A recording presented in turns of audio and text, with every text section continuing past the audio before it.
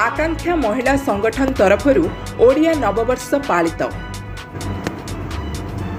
गजपति जिलार अग्रणी आकांक्षा महिला संगठन पक्षरु पारलाखेमुंडी केउटसाही स्थित ओडिशा नॉलेज कॉर्पोरेशन अधिकृत कंप्यूटर शिक्षा केन्द्र रेखा डिजिटल ईडी कार्यालय रे विश्व मिलन उत्सव 2025 महासमारोह रे पालित होइथिला।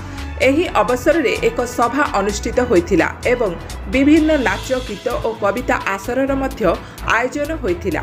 उक्त सभारे प्रथमे श्रीमती चिन्मयी पंडा अतिथि माननकु मंच को आवाहन करने सहित स्वागत भाषण परिवेषण करथिले। अतिथि माननक द्वारा दीप प्रज्वलन कराई आकांक्षा महिला संगठनर उपसभानेत्री श्रीमती अनिता मिश्रଙ୍କ अध्यक्षतारे सभा परिचालना होइथिला। मुख्य अतिथि भावे वरिष्ठ अवसरप्राप्त प्रधान शिक्षयित्री श्रीमती कुमदिनी भुक्ता, मुख्य वक्ता श्री देवार्चन मिश्र, सम्मानित अतिथि मनोज कुमार पंडा, श्रीमती क्षीराब्दी तनया पंडा, उपदेष्टा स्वर्णप्रभा पाठी, संपादिका श्रीमती मीना कुमारी टहल ओडिया नववर्ष पालन संपर्क में आलोकपात करथिले। एहार मूल उद्देश्य थिला प्रत्येक सकाळ नूतन करिवार समय।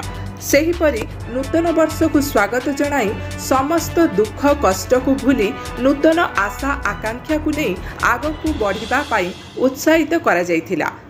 सुश्री पालका अश्विनी को आकांक्षा सम्मान रे सम्मानित करा जायथिला। नृत्य परिवेषण क्षेत्र में साई स्निग्धा पट्टनायक एवं के वैष्णवी को पुरस्कार वितरण करा जायथिला। परवर्ती समय रे कविता पाठोत्सव कार्यक्रम आरंभ होइथिला। श्रीमती बबिता पुरोहितଙ୍କ द्वारा कविता संयोजना करा जायथिला।